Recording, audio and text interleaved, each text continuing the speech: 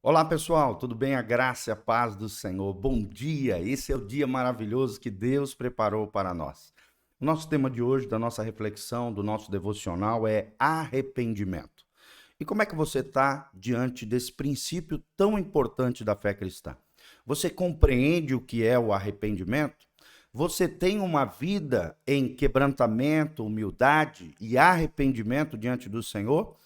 Então é sobre isso que nós vamos falar nessa manhã, esse tema central, chave, axiomático, ou seja,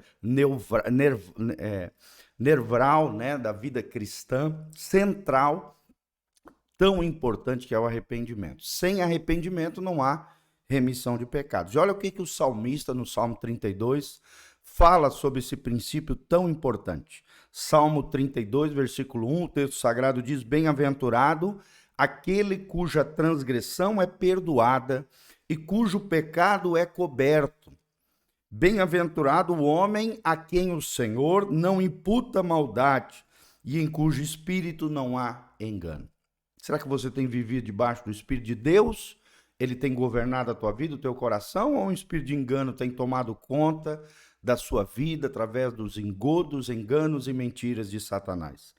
Aí vem o versículo 3: Quando eu guardei silêncio, envelheceram os meus ossos pelo meu bramido em todo o dia, porque de dia e de noite a tua mão pesava sobre mim e o meu humor se tornou em sequidão de estio. Mão pesada, corpo afetado por causa do pecado, humor se tornando sequidão de estio, que é como se fosse uma folha murcha, humor, né? Uma espécie de morte ou definhamento emocional. Mas aí vem o segredo aqui, o versículo 5: Confessei-te o meu pecado e a minha maldade não encobri. Dizia eu em meu coração: confessarei ao Senhor as minhas transgressões, e tu perdoastes a maldade do meu pecado. Por isso, todo aquele que é santo orará a ti, a tempo de te poder achar, porque até no transbordar das muitas águas, estas não chegarão. Olha que coisa linda, que promessas maravilhosas para aqueles que forem perdoados por Deus. Na verdade, esse salmo fala das consequências nefastas de uma vida sem arrependimento, mas também nos ensina a chave, essa chave espiritual que é o arrependimento diante do Senhor, como uma chave libertadora, purificadora, santificadora na vida do cristão. Então, que você aprenda, nós vamos falar um pouquinho sobre isso.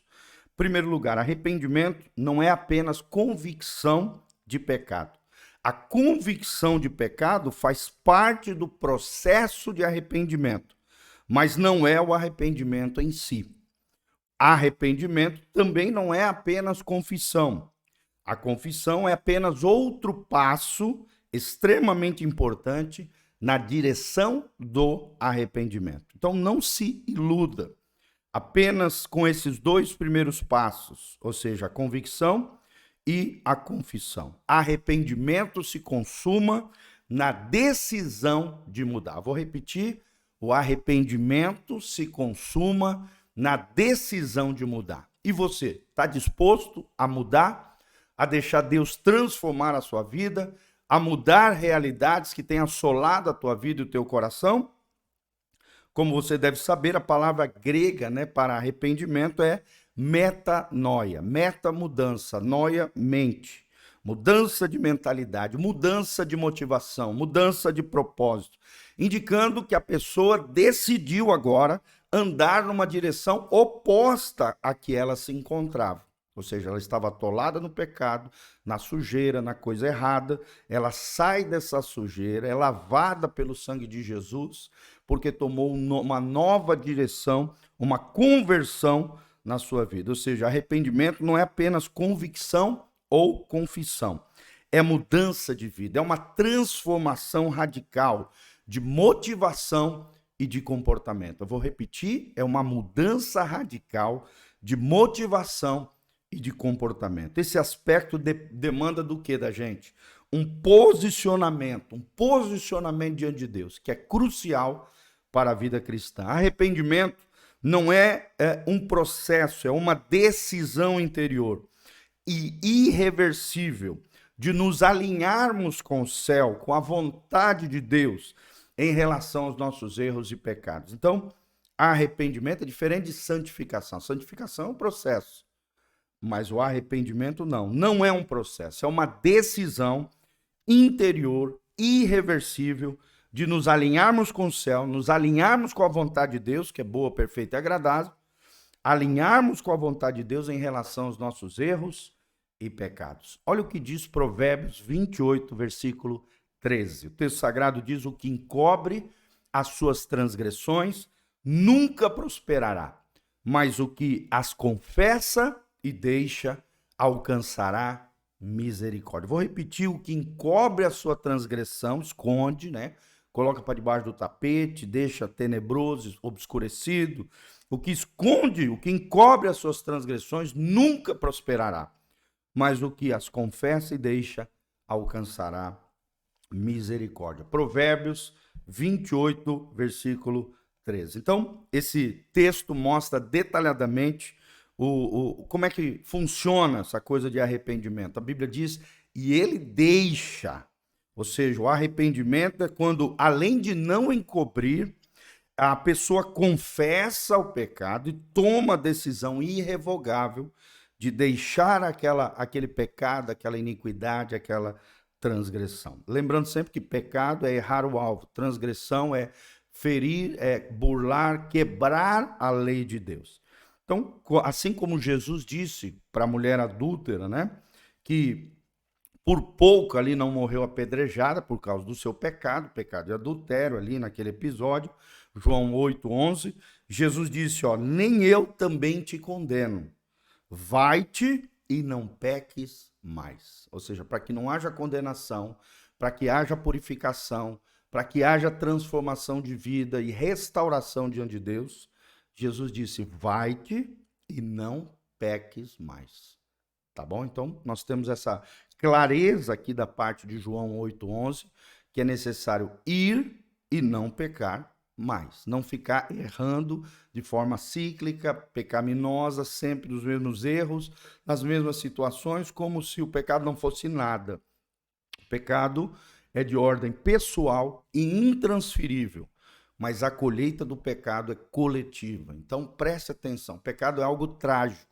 É algo que traz uma devastação na vida da pessoa, e não só na pessoa, em todas as pessoas que de alguma maneira estão ligadas afetivamente a essa pessoa. O pecado afeta não só você, mas todo o corpo de Cristo, porque quando um sofre, diz a Bíblia, todo o corpo sofre com ele. Então, nós temos que ter essa mente coletiva, essa mente de compreender que o meu erro, a minha falha não afeta só a mim e que eu preciso ir e não pecar, mas não errar mais nos mesmos erros e falhas como se não fosse nada. Então, o arrependimento, ele faz brotar o poder para a mudança. Olha que coisa linda. E essa não foi, né, uma palavra de ameaça, mas sim uma recomendação saturada da graça e um poder de mudar baseado na graça de Deus e no poder do Espírito Santo. Eu vou repetir, essa palavra que nós estamos trazendo para você não é uma palavra de ameaça, mas sim uma recomendação saturada de graça da parte de Deus, e o mesmo Deus que te pede isso, vá e não peques mais, é o Deus que também te dá poder, te capacita a mudar de comportamento, basta você decidir, tomar essa decisão irrevogável de deixar a transgressão para trás. Amém? Olha o que diz Paulo, né? Esquecendo-me das coisas que para trás fico, prossigo para o alvo, para a suprema vocação, ao chamado de ser semelhante a Jesus de Nazaré. Aquele que está em Cristo é nova criatura, as coisas velhas já passaram, eis que tudo Deus faz novo na nossa vida, é o que diz o apóstolo Paulo. Então, o arrependimento, ele também é bem alegorizado lá em Josué capítulo 3, que é o chamado batismo de arrependimento, quando o povo de Israel atravessa o Rio Jordão. Então, é tremendo isso. Nós vamos falar no próximo episódio aqui sobre esse batismo de arrependimento de Josué capítulo 3. Então, quero deixar um desafio para você, além de ler o Salmo 32 inteiro, né, principalmente até o versículo 6 e 7, além de você aprender aqui Provérbios 28:13, que nós falamos para você, o que encobre as suas transgressões nunca prosperará, mas aquele que as confessa e deixa alcançará misericórdia da parte do Senhor. Leia também em casa, eu quero deixar esse desafio para você, Josué capítulo 3, onde nós vamos falar amanhã sobre a travessia do Rio Jordão, como um batismo de arrependimento e também simbolicamente um exemplo alegórico, simbólico, uma história real que aconteceu, mas que prefigura, né, tipifica aqui para nós o arrependimento na vida do crente, o batismo como um sinal público, notório, diante das pessoas de que você realmente se arrependeu. Essa travessia, ela traz uma alusão, né, do batismo de arrependimento, ou seja, a mudança interior, que se reflete no exterior, um divisor de águas de Deus na sua vida. O Jordão faz essa separação entre o deserto e a terra de Canaã, ou seja, separa uma vida medíocre na sequidão do deserto de uma vida, do outro lado, uma vida abundante nas conquistas de Canaã. De que lado você quer ficar? De que lado você quer estar? No deserto, morrendo, miserento?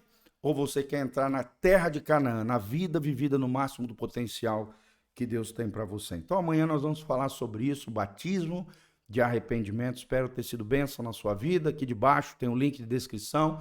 Se você quiser contribuir, exercer a sua generosidade, contribuir nesse ministério de pregação da palavra, pastoral, cuidado de vidas, e também tem todas as informações da nossa igreja. Nesse domingo à noite, vem estar conosco às 19 horas da noite e às 9 horas. E no sábado, às 20 horas, vamos ter uma pregação especial. Um grande abraço, Deus abençoe. Amém.